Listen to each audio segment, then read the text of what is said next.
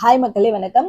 இன்னைக்கு நம்ம என்ன பார்க்க போகிறோம் அப்படின்னா பாலிட்டியில் கான்ஸ்டியூஷன் ஆஃப் இந்தியா 12th ஸ்டாண்டர்டில் ஃபர்ஸ்ட் பார்ட் வந்து நம்ம பார்த்துட்டோம். ஸோ இப்போ வந்து செகண்ட் பார்ட் வந்து பார்க்க போகிறோம். ஸோ அந்த ஃபர்ஸ்ட் பார்ட் பார்க்கணும் அப்படின்னா நான் டிஸ்கிரிப்ஷனில் லிங்க் அட்டாச் பண்ணியிருக்கேன், அதை யூஸ் பண்ணி பார்த்துக்கலாம். ஸோ வந்து பார்ட் 2, அதாவது பேலன்ஸ் வந்து இந்த வீடியோவில் வந்து பார்க்கலாம். ஸோ என்ன அப்படின்னா கன்ஸ்ட்ரக்டிவ் டிபேட்ஸ் இன் தமிழ்நாடு ஸ்டேட் லெஜிஸ்லேட்டிவ் அசம்பிளி அது வந்து பார்க்க போகிறோம். இப்போ வந்து கான்ஸ்டியூஷன்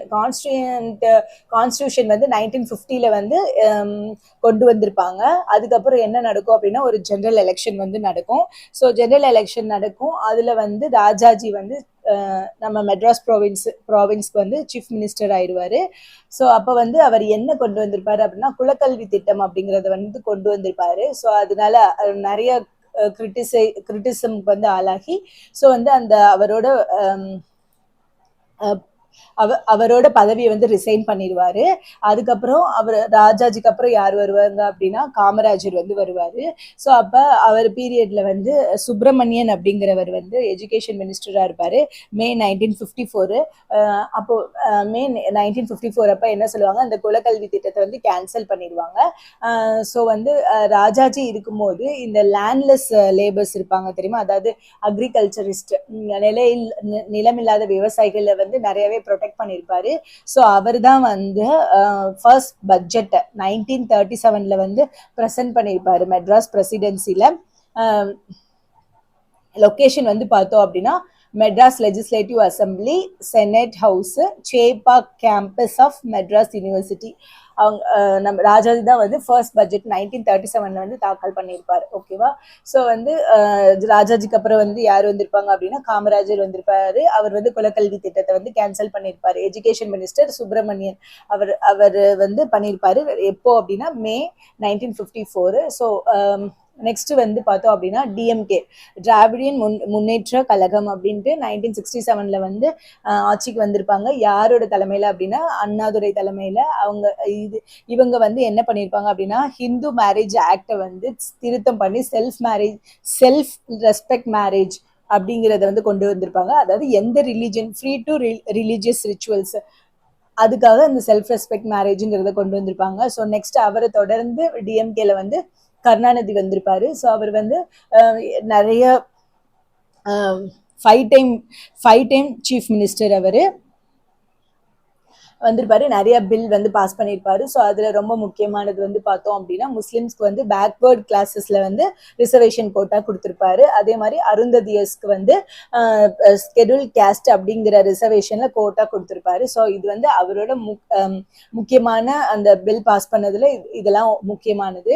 ஸோ நெக்ஸ்ட் வந்து பார்த்தோம் அப்படின்னா 1977 வந்து 1987, அதாவது இந்த 10 years வந்து ஆல் இண்டியா அண்ணா திராவிட முன்னேற்ற கழகம் அப்படிங்கிறதுல இருந்து எம்ஜி ராமச்சந்திரன் வந்து ஆட்சிக்கு வந்திருக்கும் போது இந்த கர்ணம், அதாவது இந்த வில்லேஜ் பஞ்சாயத்துக்கு தலைமுறையா வந்து ஹெட்டா இருப்பாங்க தெரியுமா, ஸோ அதை வந்து ஒழிச்சிருப்பாரு. அதே மாதிரி காமராஜர் வந்து மிட் டே மீல் ஸ்கீம் கொண்டு வந்திருப்பாரு இல்லையா, அதை வந்து இவர் நியூட்ரியஸ் மீல் ஸ்கீமா வந்து மாத்திருப்பாரு எம்ஜிஆர். ஸோ நெக்ஸ்ட் வந்து பார்த்தோம் அப்படின்னா தமிழ்நாடு லெஜிஸ்லேட்டிவ் அசம்பிளி பார்க்கலாம். ஸோ தமிழ்நாடு லெஜிஸ்லேட்டிவ் அசம்பிளியில் வந்து 234 எலெக்டட் மெம்பர்ஸ் இருப்பாங்க. அதில் 189 பேர் வந்து ஜெனரல் கேட்டகரி, 45 பேர் வந்து பார்த்தோன்னா ரிசர்வ்டு கான்ஸ்டியூன்சிஸ். ஓகேவா?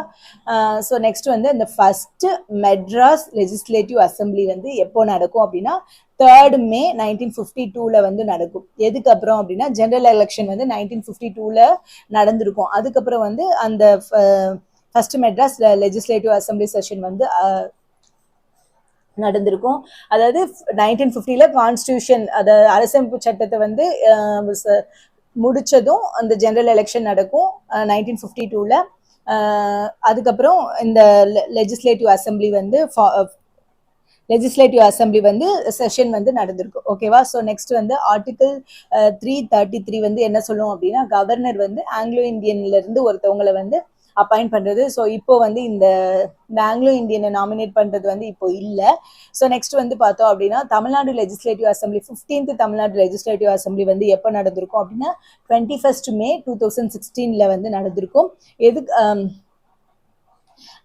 எதுக்கப்புறம் நடந்திருக்குன்னா ஜெனரல் எலெக்ஷன்ங்கிறது 16th May 2016 வந்து நடந்தனால அதுக்கப்புறமா 21st May 2016 15th Tamil Nadu legislative assembly வந்து நடந்திருக்கும். ஓகேவா?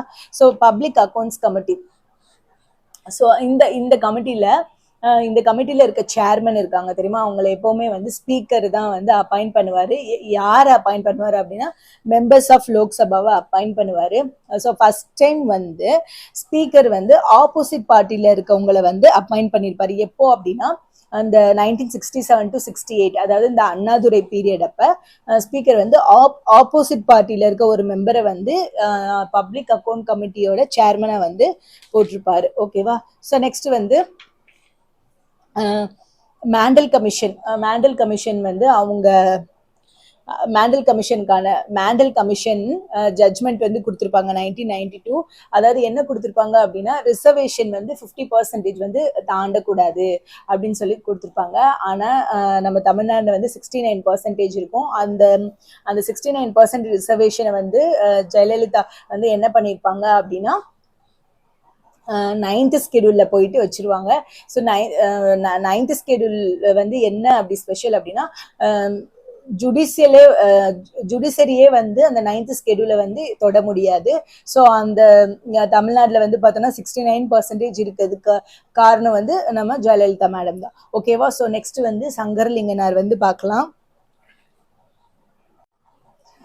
சங்கரலிங்கனார் வந்து பார்த்தோம் அப்படின்னா இவர் வந்து தமிழ்நாடு சேர்ந்தவர். இவர் வந்து விருதுநகர்ல இருக்க மண்மலை மேடு அப்படிங்கிற இடத்துல 1895 பிறந்திருப்பாரு. அவங்க அப்பா அம்மா வந்து கருப்பசாமி வள்ளியம்மாள். இவர் வந்து இந்தியன் நேஷனல் காங்கிரஸ்ல வந்து 1917 வந்து ஜாயின் பண்ணியிருப்பாரு.